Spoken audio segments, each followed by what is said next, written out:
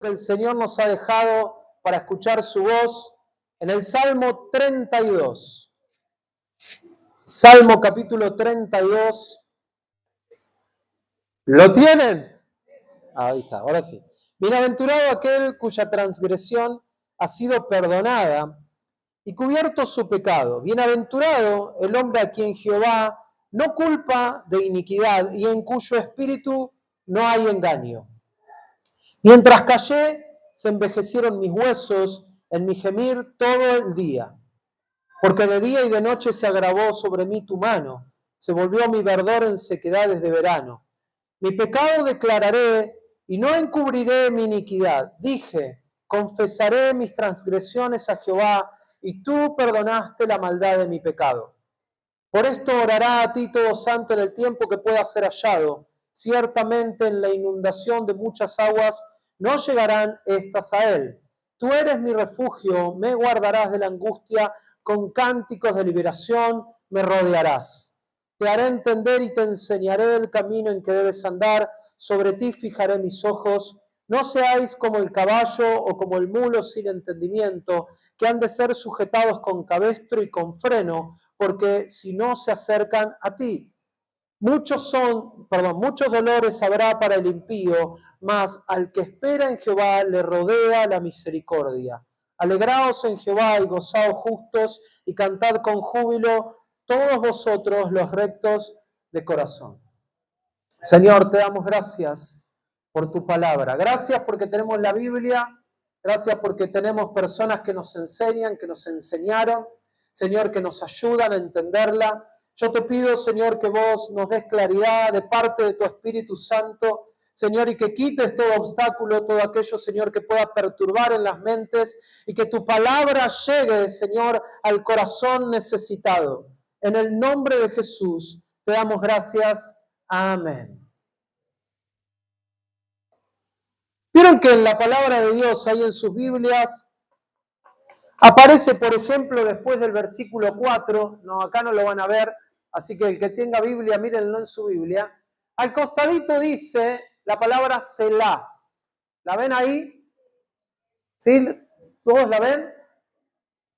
Y aparece en más de una oportunidad en el Salmo, aparece una, dos, tres veces, sí, 3 veces aparece en el Salmo. Y para los que no saben, esa palabrita que aparece ahí al costadito, estaba, ¿no? Yo diciendo que no estaba, o la agregaron, no sé, pero estaba. Esa palabrita tiene un significado.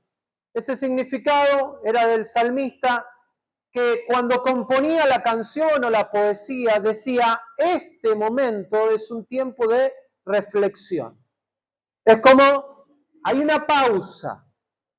Cada Selah merecía que el que cantase frenara y reflexionara sobre lo que estaba diciendo. ¿Está bien? ¿Se entendió? En lo que es índole musical se le llama interludio también en alguna parte, pero lo importante es que nosotros entendamos el significado espiritual de lo que el salmista pretendía con el armado de la estructura de la canción. Era frenar para reflexionar.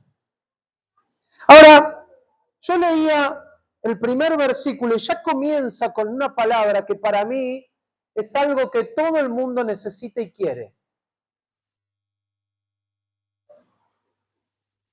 La Biblia dice, bienaventurado. Y para los que no saben, la palabra bienaventurado significa feliz. Podríamos nosotros hasta decir más que feliz. Es una persona que está agraciada y vive una vida plena. Eso es lo que dice la palabra de Dios. La bienaventuranza es una persona que rebosa de alegría y de felicidad. Todos buscan la felicidad, ¿ver? ¿Sí, es verdad? Levante la mano quien quiere ser feliz.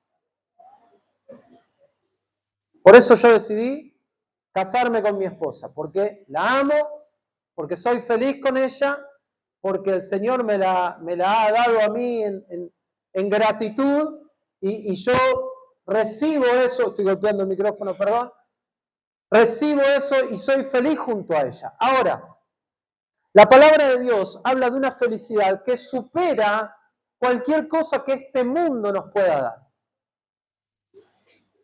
Y vamos a empezar a leer lo que dice la palabra de Dios y a desglosar un poco, y dice: bienaventurado aquel cuya transgresión ha sido perdonada.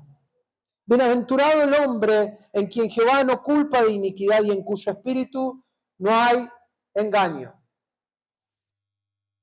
Luego de una frase más dice el Selah: hay que reflexionar. Ahora, yo pensaba que, ¿cuáles son los momentos de reflexión? ¿Dónde es cuando más reflexionamos? ¿A fin de año reflexionan? ¿Son de reflexionar? ¿De decir qué hice este año? ¿Adelgacé los kilos que quería adelgazar? No, algunos reflexionan sobre eso, ¿verdad? Estudié lo que quería estudiar, hice lo que quería hacer, oré lo que quería orar, hice lo que tenía que hacer para que lo que el Señor me pidió. Entonces uno reflexiona también en los momentos de crisis. La palabra de Dios dice en un proverbio que el momento de la muerte es un momento de reflexión.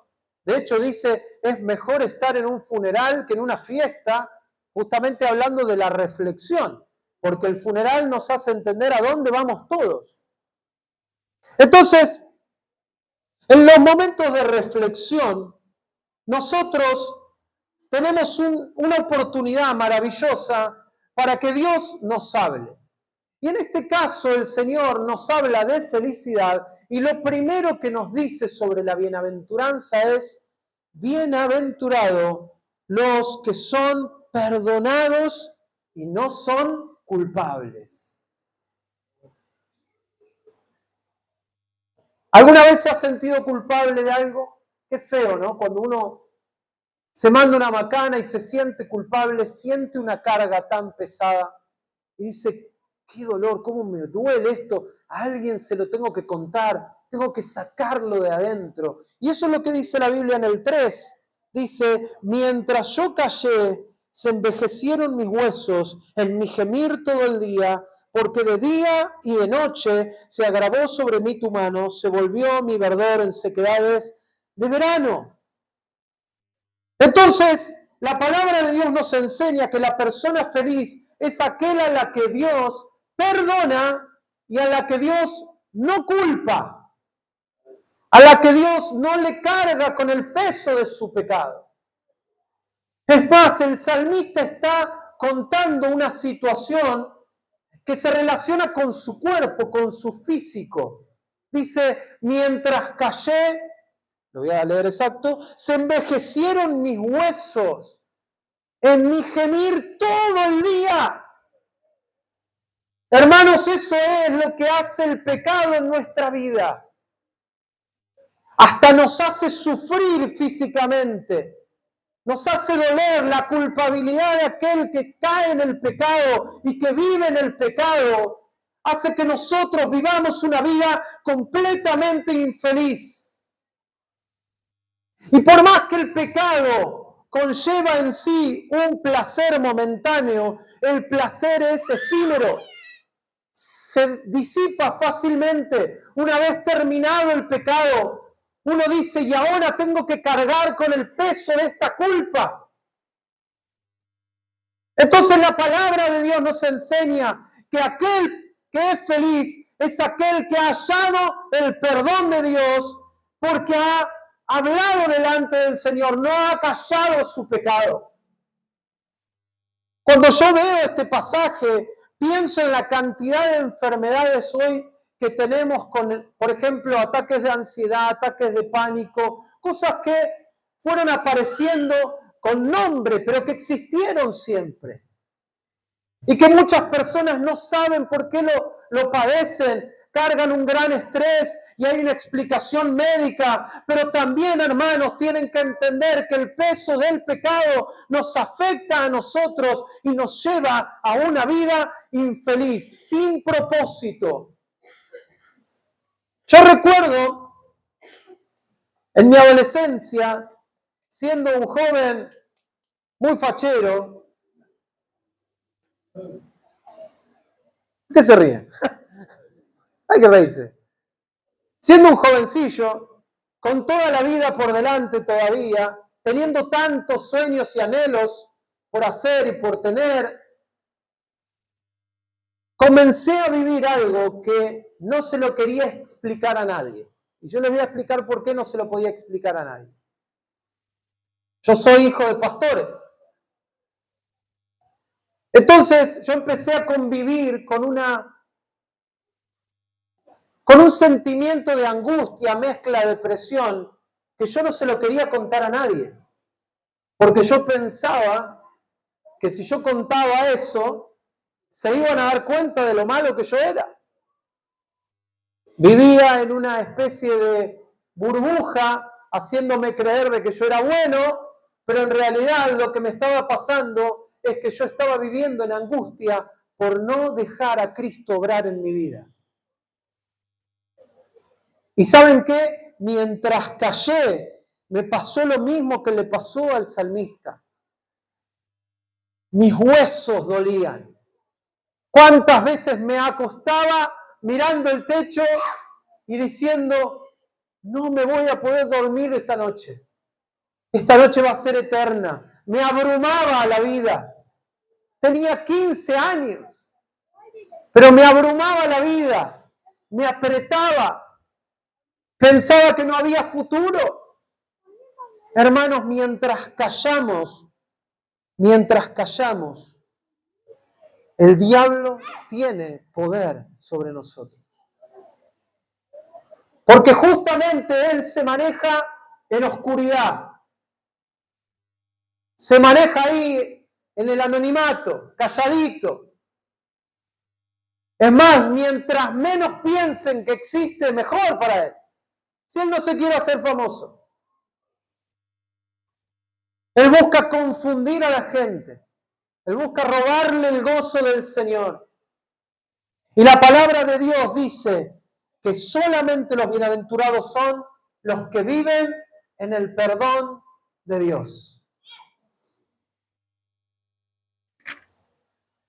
Ahora, ¿por qué es bienaventurado? El versículo 5 dice, mi pecado te declaré y no encubrí mi iniquidad. Dije, confesaré mis transgresiones a Jehová, y esto es maravilloso, y tú perdonaste la maldad de mi pecado. Este salmo, no muchos lo saben, pero este salmo fue escrito también probablemente en el periodo en donde David había pecado con Betsabé.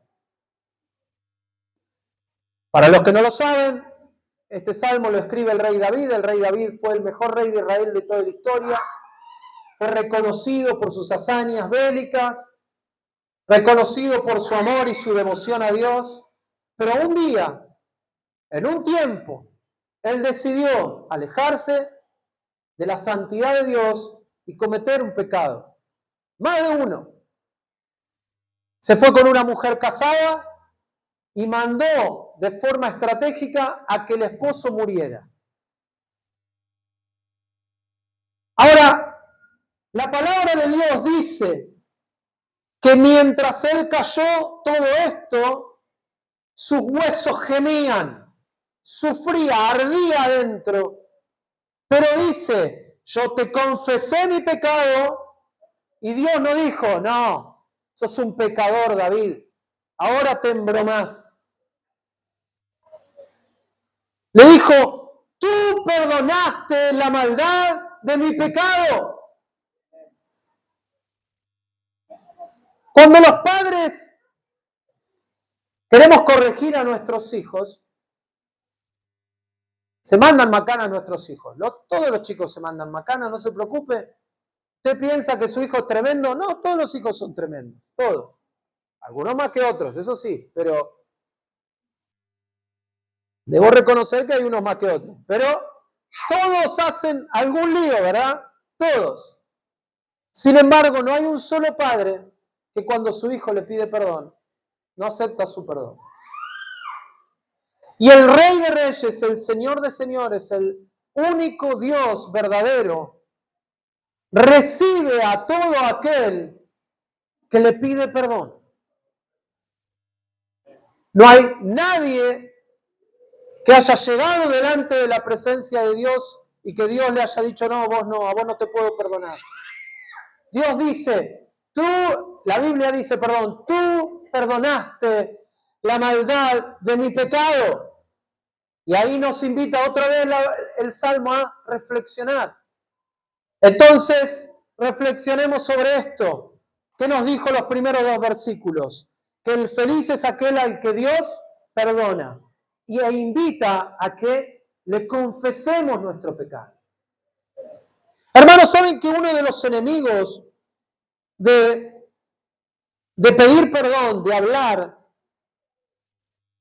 es que nosotros caemos en el orgullo?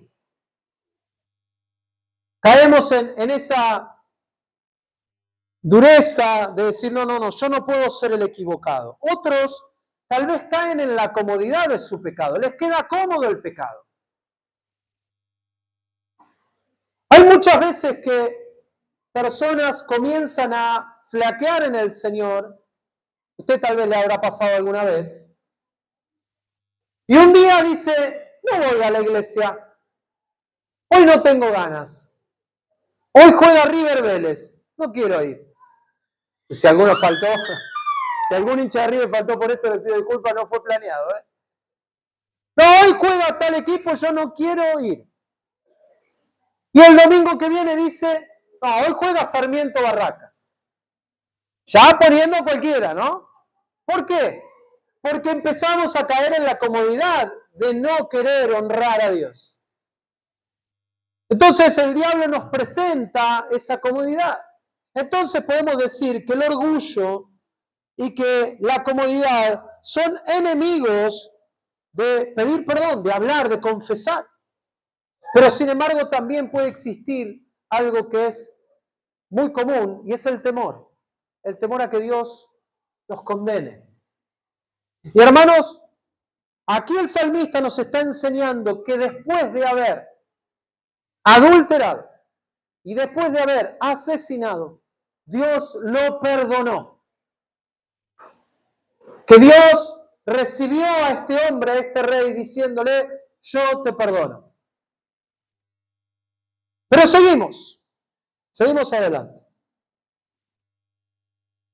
Cuando nosotros queremos confesar nuestro pecado, aquello que parece simple, aquello que es decir, bueno, cometí este pecado, algo tan sencillo, se complejiza. O lo complejiza el enemigo, porque nos hace sentir culpables, nos invita a que piensen, ¿qué pensarán de vos? ¿Qué van a decir de vos?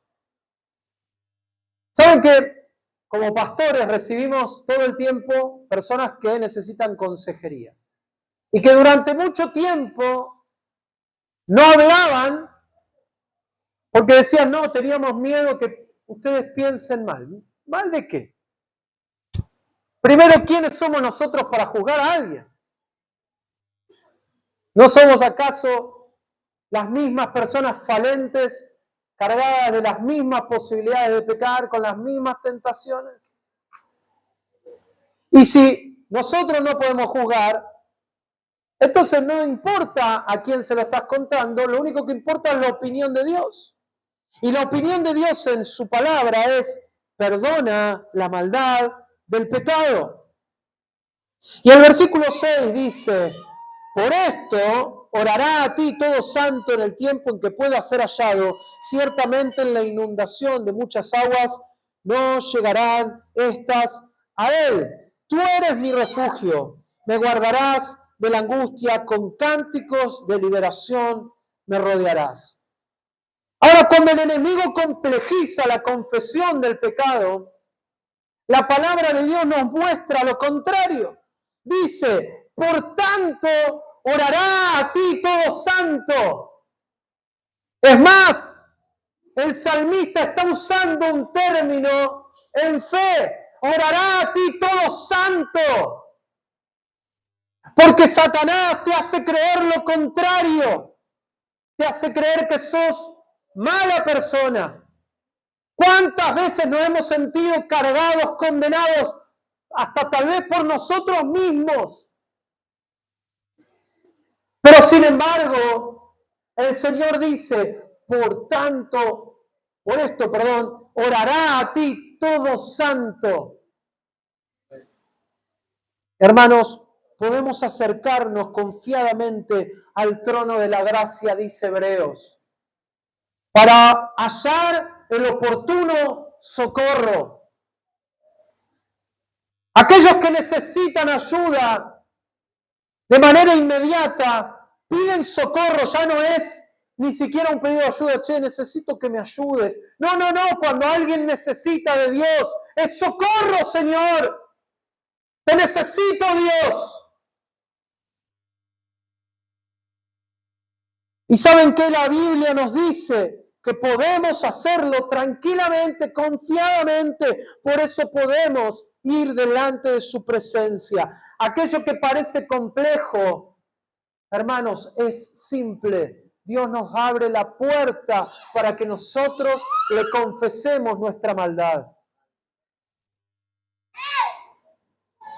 No importa cuánto tiempo hayamos cargado ese pecado, el Señor nos abre otra vez el camino a su trono.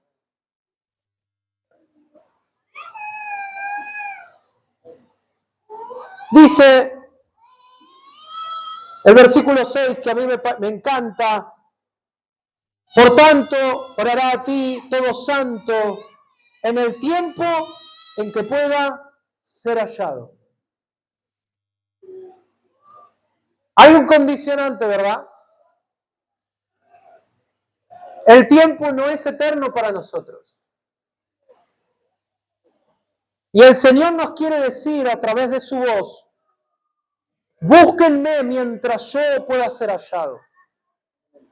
Cuando uno pospone, lo voy a hacer mañana, no, mañana voy a la iglesia, mañana voy a hablar con él, con el pastor, y le voy a decir esto que estoy cargando después de tanto tiempo. No, mañana voy a ir a pedirle perdón a este hermano. Mañana. Y siempre estamos posponiendo. Y si bien el Señor nos invita a su trono de gracia, dice, háganlo mientras yo pueda ser hallado. Hay un tiempo, hay un límite. Ese límite lo establece el Señor. No lo establecemos nosotros por las dudas. Nosotros no ponemos el tiempo. Pero el Señor dice, vengan a mí mientras yo pueda ser hallado.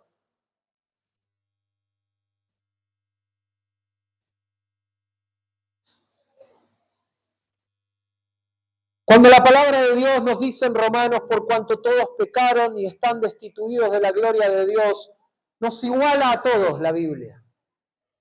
El apóstol Pablo nos iguala a todos.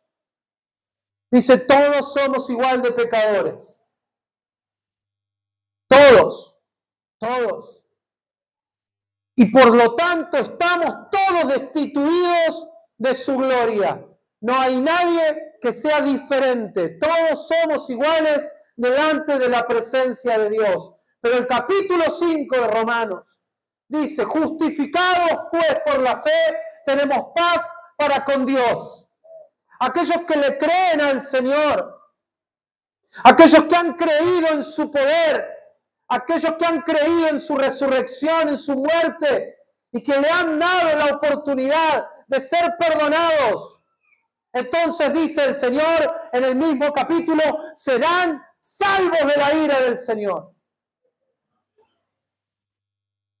Hermano, nuestro mayor problema o nuestro mayor temor no es Satanás. No es Satanás. Satanás va a ser el primer castigado. Satanás va a arder. Tenemos que temerle al Señor y saber que Él nos invita, que Él nos está invitando. Si alguno abre la puerta, yo entraré a Él y cenaré con Él y Él conmigo. Ese pasaje me encanta en Apocalipsis porque Él dice, yo voy a entrar a su casa, voy a cenar con Él y Él también lo hará conmigo.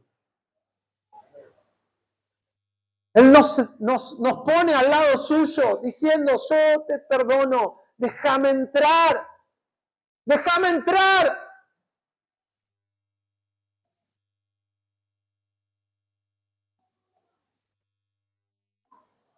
En este Selah de Dios, antes de que reflexionás en la canción del Salmo de David, dice, tú eres mi refugio, me guardarás de la angustia, con cánticos de liberación me rodearás.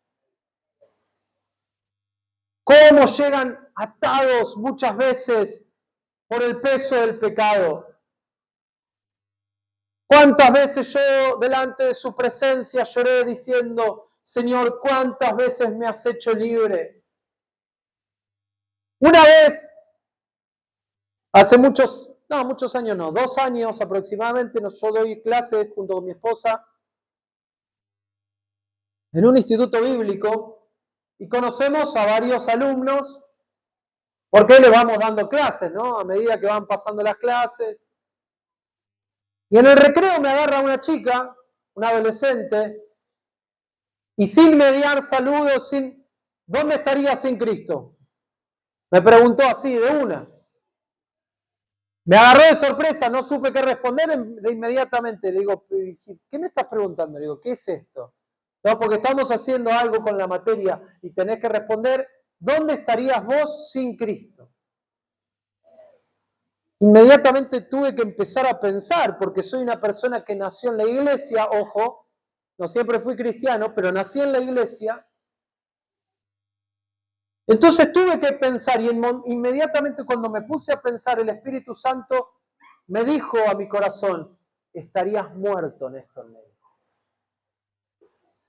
Me transportó a mi adolescencia, a mi angustia, a mi depresión. Y yo estoy seguro que hoy yo no estaría en esta tierra si no fuera por Cristo. Entonces cada vez que se habla de libertad, yo la puedo experimentar. Yo he sido uno de los que vino atribulados al Señor. Yo soy uno de los que vino cargado y le decía al Señor, Señor, te pido perdón. Y el Señor me hacía libre. Todos los días me presento delante de su presencia de acción de gracias y le pido perdón, Señor, te pido perdón otra vez. Y el Señor con cánticos de liberación nos rodea. Él es tu refugio. No hay donde más puedas esconderte. Cuando nosotros hablamos de felicidad, el mundo planea la felicidad según lo que puede obtener y según el placer que le puede dar. Pero hermanos, no hay nada más maravilloso que tener a Cristo en el corazón. Hace unos años estábamos en un discipulado y un hombre me contaba su testimonio, que había creído al Señor y por muchos años estuvo en el Señor, pero después se apartó y cometió unos pecados de los cuales él estaba muy avergonzado. Y entonces él me dijo, yo no necesito saber lo que es el infierno para saber lo que es estar sin Cristo. Todos los días yo me despertaba angustiado y me dormía angustiado. ¿Por qué? Porque mientras cayó, sus huesos se consumían. Pero el único refugio seguro a donde podemos ir y encontrar el oportuno socorro es Jesucristo. En Él podemos estar seguros. Con cánticos de liberación nos rodeará. Y luego del último Selah, el Salmo toma un giro importante. Un giro que no muchas veces sucede. Deja de hablar el salmista. El salmista recibe palabra de Dios.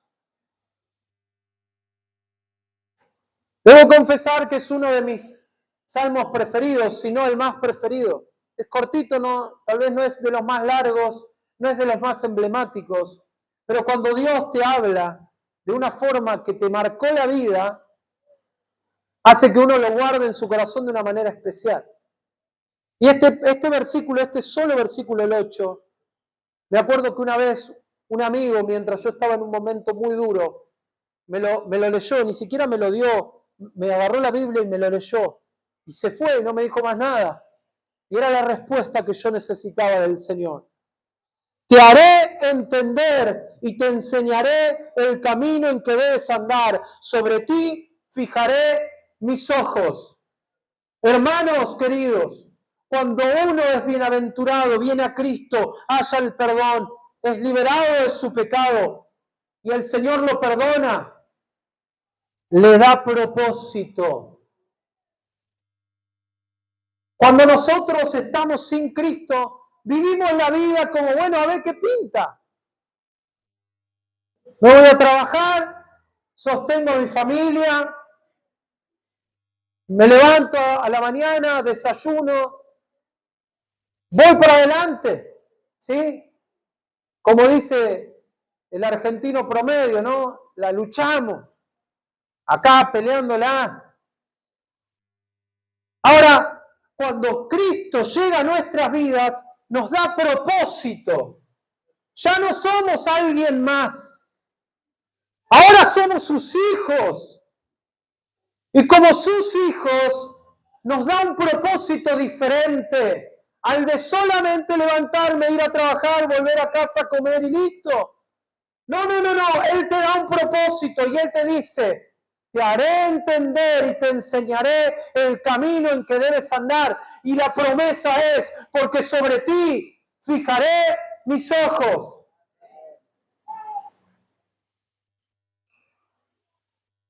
Hermanos, más de una vez pensamos que Dios no nos escucha, no nos tiene en cuenta o no somos importantes para Él.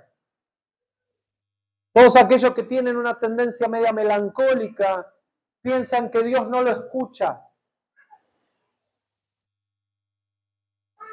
Pero quiero decirles algo, el Señor escucha a todo aquel que le busca.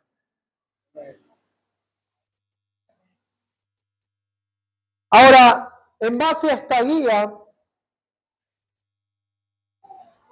¿quiénes usan el GPS? A ver, levante la mano quién usa el GPS para manejar. Bueno, acá en la ciudad es bastante conocida, tal vez, más pequeña. Allá en Buenos Aires, por ejemplo, si no usas el GPS, no llegas a ningún lado, porque todo es un lugar nuevo siempre, ¿eh? Miren que vivo en Buenos Aires de toda la vida, pero me dice, che, tenés que ir a tal lado y tengo que poner GPS porque hay miles de lugares donde.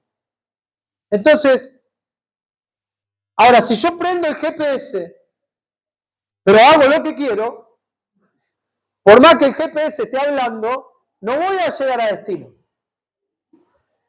Y la palabra de Dios dice, después de que nos va a hacer entender el propósito, dice, no seáis como el caballo o como el mulo sin entendimiento, que han de ser sujetados con cabestro y con freno, porque si no, no se acercan a ti. Muchos dolores habrá para el impío, mas el que espera en Jehová le rodea misericordia. El salmista nos enseña algo. Los que tenemos propósito debemos escuchar a Dios y seguir su guía. Porque Él nos da promesa de bienaventuranza, nos perdona, nos recibe, nos rodea con cánticos de liberación, nos saca de ese dolor en los huesos, del gemir, nos da propósito, pero dice ahora, escúchenme y sean obedientes. Uno de los grandes males de los hijos de Dios es la rebeldía. Cuando alguien es rebelde, se va a chocar contra todas las paredes posibles hasta que Dios le haga entender que el problema es la rebeldía. ¿Han conocido personas rebeldes? Yo he conocido varias. Es más, ¿por qué no? Yo he sido una. Yo he sido una persona rebelde. Y el rebelde tiene por característica, si me dicen que es rojo, Yo para mí es azul. Y porque soy rebelde, porque yo no voy a dejarme llevar por este sistema, que todos dicen que es azul. Ahora, hermanos queridos, cuando Dios es el que nos habla, nosotros debemos ser humillados en entender su propósito y obedecer. Cuando hay un propósito, lo mejor que podemos hacer y lo único que podemos hacer es obedecer. Cuando nosotros tomamos decisiones por sí mismos y no le damos el lugar que le corresponde a Dios, nuestro propósito se desvanece. Así que, hermanos, caminemos en la obediencia al Señor, a aquellos que hemos sido perdonados. Y quiero solamente leerles un pasaje más que me acompañen al Evangelio de Juan, capítulo 14. Evangelio de Juan, capítulo 14. Respondió Jesús y le dijo, el que ama, mi palabra guardará, y mi Padre le amará, y vendremos a él, y haremos morada con él. Ese pasaje es maravilloso. Y el pasaje se da en el contexto en donde Jesús está explicando la promesa de que vendría el Espíritu Santo. Y dice, al que ama a Dios, obedece sus mandamientos. ¿Sí? Es como una resulta de la otra. El que ama obedece. Y si el que ama obedece, mi Padre también le amará. Y vendremos, hablando de la Trinidad, a nosotros y haremos morada en él. Gloria a Dios. Gloria sea al Señor. Inició el pasaje de Salmos en la persona, en el salmista, llorando, triste, pero sin embargo nos encontramos al final con cántico de liberación, con la promesa de que el Señor vendría a nosotros y nos llenaría. Hermanos, no hay pecado que pueda separarnos del amor de Cristo. No hay nada que nos pueda separar de su perdón.